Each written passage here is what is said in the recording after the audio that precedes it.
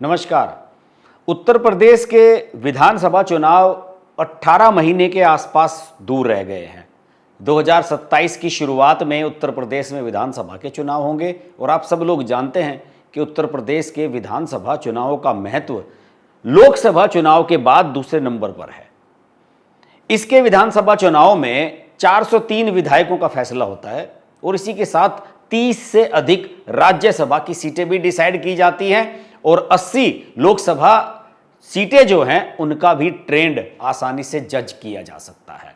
तो देश की राजनीति में उत्तर प्रदेश के महत्व को कतई भी नकारा नहीं जा सकता।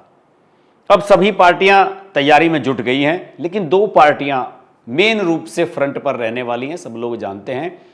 सत्ताधारी भारतीय जनता पार्टी और विपक्षी पार्टी समाजवादी पार्टी। देखिए, यहां 403 विधायक हैं टोटल, बीजेपी के 252, समाजवादी पार्टी के 108, कांग्रेस के 2 और आरएलडी के 9 विधायक हैं। इस हिसाब से आप इसके पूरे सिनेरियो का अंदाजा लगा सकते हैं। बसपा का खाता पिछली बार खुला नहीं था, लेकिन जो राजनीतिक गतिविधियां हैं वो किस तरह से चल रही हैं, वो क्या इशारा कर रही हैं, वो आज के वीडियो में आपको बताने की मैं कोशिश करूंगा। विपक्ष के नेता के रूप में अखिलेश यादव सबसे बड़े नेता हैं। हालांकि वो नेता प्रतिपक्ष नहीं रहे, क्योंकि उन्होंने विधानसभा सीट छोड़ दी थी और संसद में चले गए थे 2024 का लोकसभा चुनाव जीतकर। तो अखिलेश यादव एज सच नेता प्रतिपक्ष विधानसभा के भीतर ना हो, वहां माता प्रसाद पांडे हैं, लेकिन उसके बावजूद अखिलेश यादव समाजवादी पार्टी के सर्वोपरि नेता के रूप में योगी आदित्यनाथ के सामने एक प्रमुख विपक्षी नेता हैं। इसमें कोई दो राय नहीं है। लेकिन जो लोग मेरे फॉलोअर्स हैं, मेरे सब्सक्राइबर्स हैं, मेरे दर्शक हैं, मेरे श्रोता हैं, वो सब लोग जानते हैं कि मैं समय समय पर एक आध वीडियो ऐसा बनाता रहता हूं जिसमें यह बता देता हूं कि अखिलेश यादव का राजनीतिक ज्ञान कितना है। अभी पिछले दिनों मैंने एक टीवी चैनल्स के शो में यह कह दिया था कि राहुल गांधी अखिलेश यादव से समझदार नेता हैं, तो उस पर उनके होस्ट ने बड़ा आश्चर्य जताया कि आप ये क्या बात कह रहे हो। मैंने कहा कि मैं बिल्कुल सही कह रहा हूं। अखिलेश यादव की जो राजनीतिक मैच्योरिटी है वो मुझे कहीं नजर नहीं आती। मुख्यमंत्री बन गए थे पिताजी की कृपा से, उसके बाद ऐसा कोई काम नहीं किया कि दोबारा से मुख्यमंत्री बन सकें, और वो फिर ऐसे ही काम कर रहे हैं। आपको उदाहरण देता हूं ताजा। पिछले साल फरवरी के महीने में उत्तर प्रदेश में चुनाव हुए थे, अप्रैल में या फरवरी में चुनाव हुए थे 10 राज्यसभा सीटों के, और इन 10 राज्यसभा की सीटों में से 8 जीती थी भारतीय जनता पार्टी ने और 2 जीती थी समाजवादी पार्टी ने, जिसमें जया बच्चन और रामजी लाल सुमन, जिन्होंने राणा सांगा पर बयान दिया था, ये 2 लोग जीते थे। समाजवादी पार्टी ने एक और कैंडिडेट उतारा था, पूर्व आईएएस अधिकारी आलोक रंजन को। वो हार गए थे। वो क्यों हार गए थे? क्योंकि 7 समाजवादी पार्टी के विधायकों ने क्रॉस वोटिंग कर दी थी। अब आप इससे जज कीजिए कि अखिलेश यादव की राजनीतिक हैसियत अपनी पार्टी में कितनी है, उनके अपने पार्टी के लोग उनका कितना सम्मान करते हैं। मुलायम सिंह यादव होते तो ऐसा नहीं हो पाता। हुआ यह था कि आलोक रंजन आईएएस अधिकारी हैं। जब अखिलेश यादव मुख्यमंत्री थे उस समय उत्तर प्रदेश में आईएएस अधिकारी थे, उनकी अच्छी ट्यूनिंग थी अखिलेश यादव से, और रिटायरमेंट के बाद भी वो अखिलेश यादव से जुड़े हुए हैं। कुछ लोग तो कहते हैं कि टिकट वगैरह डिसाइड करने में, राजनीतिक रणनीति बनाने में आलोक रंजन उनको काफी सहयोग देते रहे। तो अखिलेश यादव ये चाहते थे कि उनको राज्यसभा में भिजवा दें, और उन्हीं को राज्यसभा में नहीं भिजवाया गया। यह साफ दिखाई देता है कि समाजवादी पार्टी में अखिलेश यादव की अपनी हैसियत कितनी है। उनके 7 विधायकों ने रिवोल्ट किया, क्रॉस वोटिंग की, और संजय सेठ जो भाजपा के प्रत्याशी थे, 8वें प्रत्याशी, भाजपा 7 सीटें आसानी से जीत सकती थी, उन्होंने 8वां प्रत्याशी इसी उम्मीद से उतारा था कि हम क्रॉस वोटिंग करवाने में सफल रहेंगे, और 7 सपा विधायक क्रॉस वोटिंग करते हैं और संजय सेठ जीत जाते हैं 8वें प्रत्याशी के रूप में समाजवादी भारतीय जनता पार्टी के। ये जो 7 विधायक थे, इनमें से 3 बड़े प्रमुख थे, मनोज पांडे, अभय सिंह, राकेश प्रताप सिंह। मनोज पांडे रायबरेली की ऊंचाहार सीट से हैं, और इसके अलावा अभय सिंह गोसाईगंज सीट है, अयोध्या जिले की, वहां से हैं, और राकेश प्रताप अमेठी की गौरीगंज सीट से एमएलए हैं समाजवादी पार्टी के।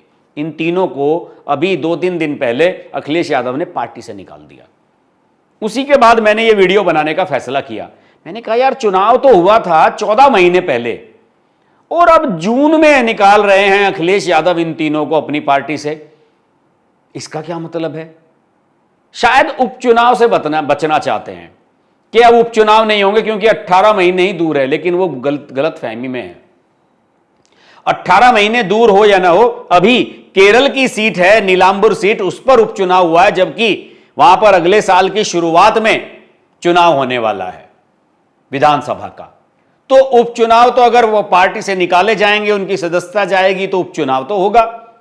अभी तो 1.5 साल से अधिक का समय है उत्तर प्रदेश के चुनावों में।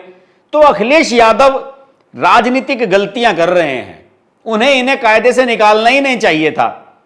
तैयारी करते 2027 के चुनाव की, फायदा क्या था? और फिर दूसरा सवाल, जब 7 विधायकों ने क्रॉस वोटिंग की तो केवल 3 को क्यों निकाला, बाकी 4 को क्यों नहीं निकाला? बाकी 4 के बारे में आपको बताता हूं। बाकी 4 का जो हिसाब किताब है वो भी बताता हूं कि ये कौन है। बिसौली के विधायक हैं आशुतोष मौर्य, कालपी के विधायक है विनोद चतुर्वेदी, चैल की है पूजा पाल, शायद राजू पाल की पत्नी है जिनका मर्डर हुआ था, और जलालपुर से राकेश पांडे। इन 4 को बख्श दिया गया है। वो इसलिए कि इन्होंने पार्टी के विरोध में बयान नहीं दिया था। मनोज पांडे जो ऊंचाहार रायबरेली से एमएलए थे, उनके घर तो लोकसभा चुनाव के समय अमित शाह भी गए थे, और यह बताया जाता है कि पिछले साल जून में ही उन्होंने भाजपा ज्वाइन कर ली थी। तब क्यों नहीं हटाया अखिलेश यादव ने उनको? और मनोज पांडे क्यों? राकेश प्रताप सिंह, वो तो लगातार अपने आप को सनातनी बता रहे थे, भगवान राम का भक्त बता रहे थे कि मैं राम के साथ हूं, मैं राम मंदिर के साथ हूं, और जब मैं समाजवादी पार्टी में राम मंदिर की या भगवान राम की बात करता हूं तो पूरी समाजवादी पार्टी मेरा विरोध करती है। इस तरह के बयान उन्होंने सार्वजनिक रूप से दिए। उसके बावजूद भी अखिलेश यादव ने उनको क्यों नहीं हटाया?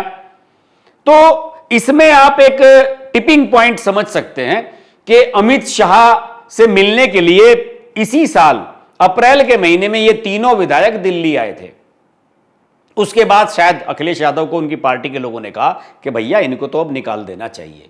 लेकिन मेरे कहने का मतलब यही है, निकाला या नहीं निकाला इससे कुछ फर्क नहीं पड़ता। ये तीनों लोग, पीडीए जो अखिलेश यादव का है उसके खिलाफ भी खूब बयानबाजी कर रहे थे, लेकिन अखिलेश यादव की हिम्मत नहीं हो रही थी कि इनको निकाल दें। लेकिन अब चुनाव आ रहे हैं 2027 के, इन तीनों के विकल्प भी सोचने हैं, समाजवादी पार्टी को अपने टिकट भी डिसाइड करने हैं। तो ऐसी स्थिति में कोई चारा बचा नहीं था अब अखिलेश यादव के पास। अगर ये तीनों अभी भी पार्टी में बने रहते, इनको निकाला नहीं जाता, तो इन तीनों की सीट पर जो संभावित प्रत्याशी टिकट मांगने के लिए आते, वो किस मुंह से आते कि यार आपका क्या भरोसा, आप माफ कर दो उनको और उन्हीं को टिकट दे दो। क्या पता दूसरी पार्टी से कुछ लोग आना चाहते हो समाजवादी पार्टी में। तो अखिलेश यादव इसी झंझावत में फंसे हुए थे, और अब 14 महीने के बाद वो डिसाइड कर पाए हैं। लेकिन मुझे नहीं लगता कि वो उपचुनाव को डाल पाएंगे। अखिलेश यादव का राजनीतिक ज्ञान, राजनीति कैसे करनी है, कैसे आगे बढ़ना है, मेरे हिसाब से तो बिल्कुल शून्य है। उनकी टीम में अच्छे सलाहकारों की भी बहुत बड़ी कमी है। उन्हें अगर त्वरित एक्शन लेना था तो पिछले साल जैसे ही राज्यसभा की सीट वो डिसाइड हुई थी, उसी समय इन 7 के 7 को पार्टी से निकाल देना चाहिए था। इन 7 को निकाल देने से पार्टी पे वैसे भी कोई फर्क नहीं पड़ता।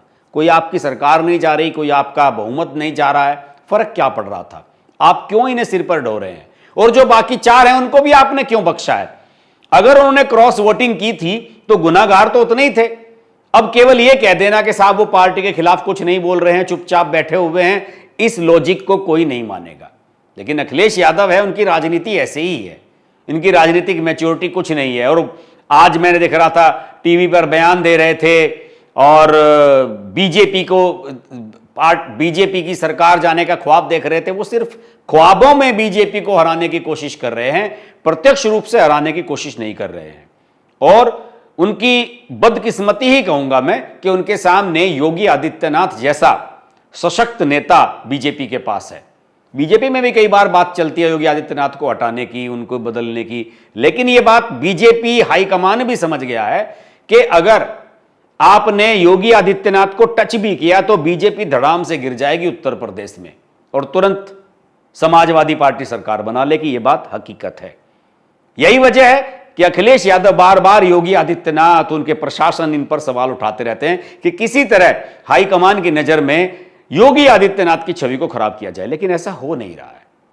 अखिलेश यादव को योगी आदित्यनाथ पर फोकस करने के बजाय अपनी पार्टी पर फोकस करना चाहिए। उनके नेता क्या कर रहे हैं, उनके नेता उनका सम्मान क्यों नहीं करते, उनके नेता उनके कहने पर भी राज्यसभा में अब उनके चुने हुए प्रत्याशी को क्यों नहीं जिताना चाहते, यह सवाल अखिलेश यादव को खुद से करना चाहिए। आज की वीडियो में इतना ही। वीडियो अच्छा लगे तो लाइक कीजिए, शेयर कीजिए, चैनल को सब्सक्राइब कीजिए, नोटिफिकेशन का बेल आइकन प्रेस कीजिए और जुड़े रहिए हमारे साथ। नमस्कार।